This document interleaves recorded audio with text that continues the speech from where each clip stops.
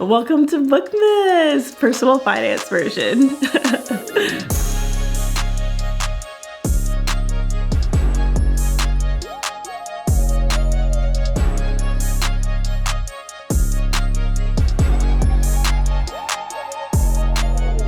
Hi friends, welcome back to my channel. Today we're going to be going through my November spending and then my December budget. So let's get into it. My hope for these videos is that it reaches people who might not watch personal finance content, and so hopefully this sparks something in you to start thinking about a budget or spending plan or retirement or whatever it might be. Let's get into it. There are two things off the top that I want to say regarding last month's video.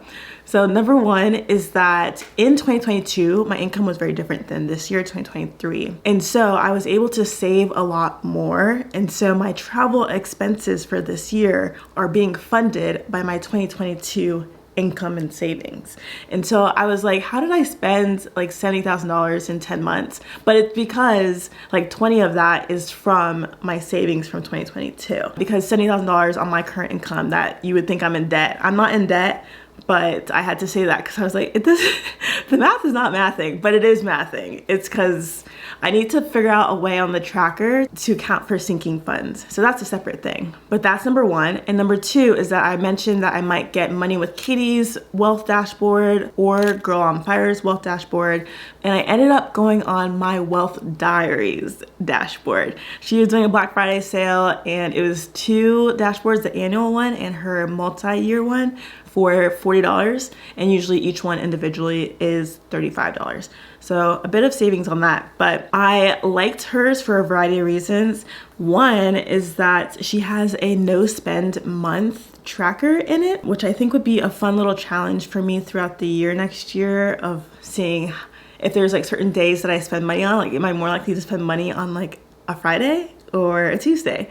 And so that will be cool to look at. Her tracker has a proclivity towards FIRE, and so FIRE is like a special type of retirement, not just retirement. So Money with Katie has retirement in hers, and I think the Girl on Fire has retirement in hers, but I just liked the graphics and the visuals and all the little things in my Wealth Diaries dashboard. I'll leave a link to all of them pinned in a comment below if you're interested in looking at them. Yeah, this is my wealth dashboards one, so you can do FIRE calculations, checking month over month, year over year.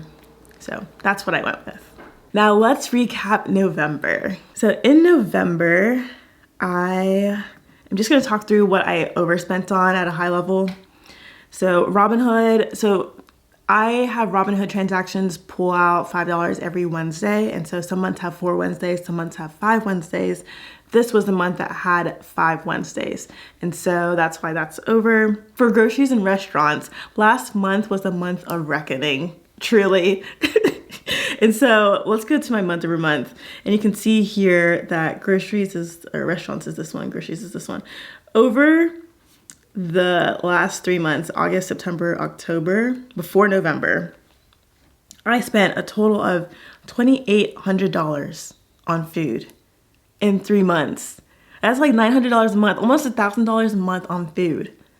I don't live in LA, I don't live in New York, I don't live anywhere expensive. There's just no reason for me as a single woman to be spending $1,000 a month on food.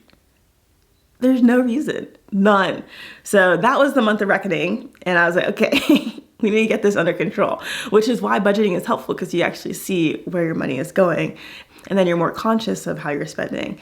So proud to say that this month I spent, how much was this? $550, so almost half of what I was previously spending, just by being conscious of it.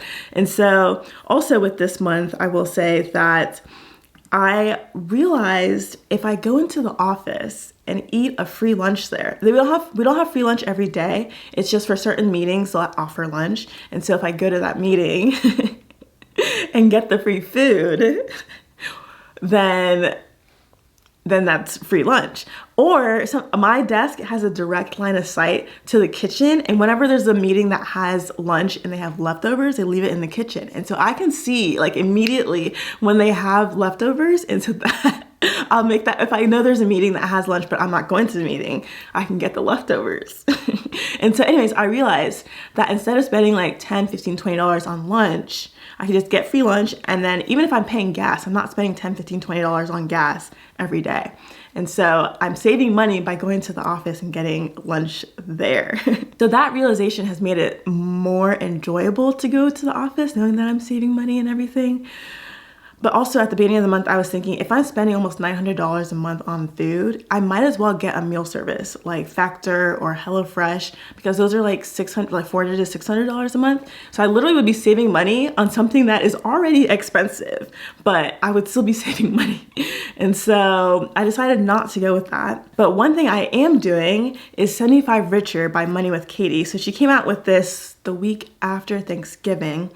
It's 75 days of being really intentional with your finances. I'll put the rules on the screen. This is just a brief synopsis of the rules. Basically, I won't be spending hardly anything on restaurants. I'll be cooking almost all of my meals, which I've already started doing. And so my grocery bill will definitely go up, but my restaurant bills should come down pretty significantly.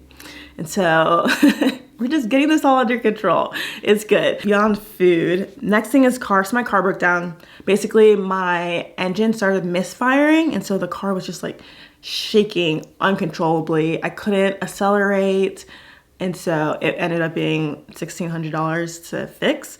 And at a certain point, I need to figure out, when is it better to just buy a new one versus keep putting money into this one. This is the second time I've done a repair on it. But the first time was a car accident. So this is the first actual repair that wasn't a car accident. So I think the next one will be, because I think the car is worth like $8,000. So at a certain point, like I've already put $1,600 into it. That's like 20% of the cost of the car. So I think whenever it breaks down next will probably be when I get something new, which maybe not new off the lot, but we'll see. So the next thing is, so gas. So I basically I used to fill up my tank every week, and sometimes even like twice in a week. But now that I'm hybrid and with the holidays coming up and like staying with my parents and whatnot, so I am spending I'm getting maybe 2 to 3 tanks of gas a month.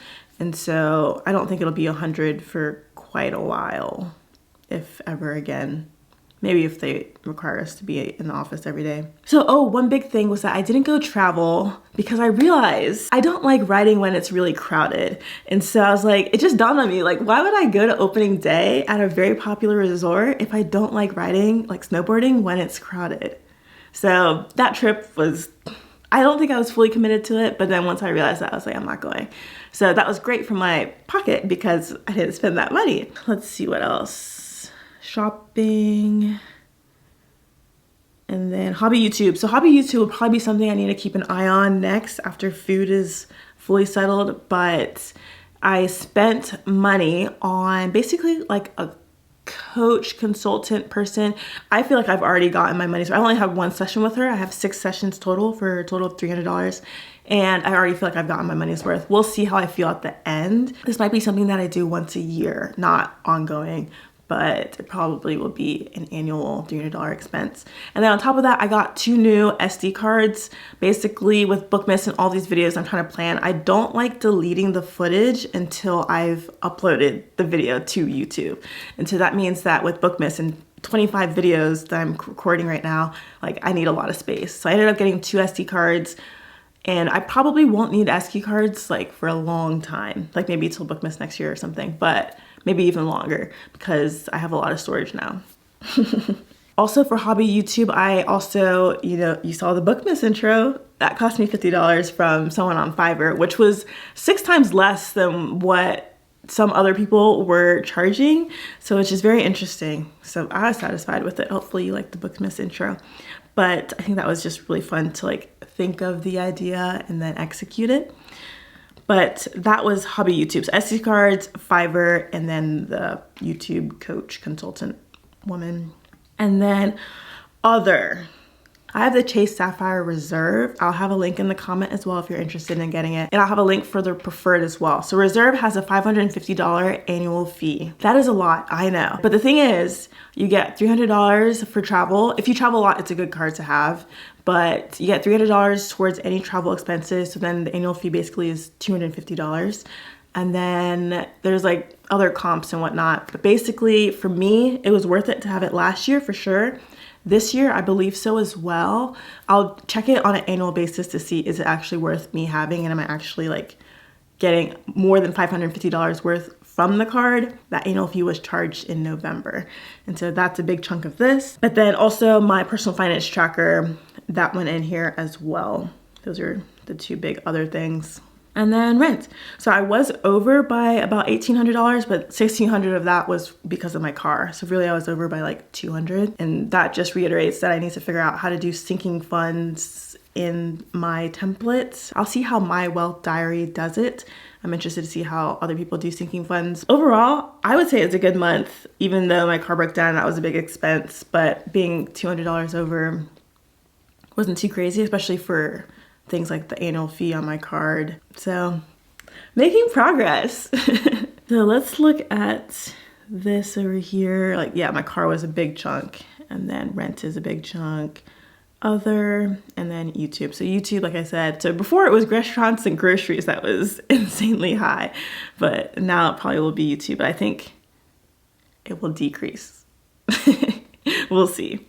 And then let's go to December. So I've already filled it out, so you won't see me fill it out, and I'll just talk high level through different things. But the biggest thing is that my net worth is about $330,000, and I have about $242 of that for retirement. And then over here, this number is really exciting because I have about $49,000 left to save till I'm Coast Fire, which is exciting. The Coast Fire is basically when you have enough invested that it will grow, and at retirement, it will be enough for me to retire on. So I could stop contributing to my retirement accounts once I invest another $50,000, which is exciting. Almost there. So I think that will be actually one of my goals for 2024, but we'll see. And then these two numbers are also exciting. So savings rate of about 57%, which I think is great personally. So I don't include my actual tithe right now because my current tithe is based off my current income, but in retirement, I plan to retire on less than what my current income is. And so that's why this $250 is here, because that's a placeholder for my $2,500 budget. Also, I didn't mention, but in retirement, I plan to spend $2,500 a month. And so that's what this budget is for.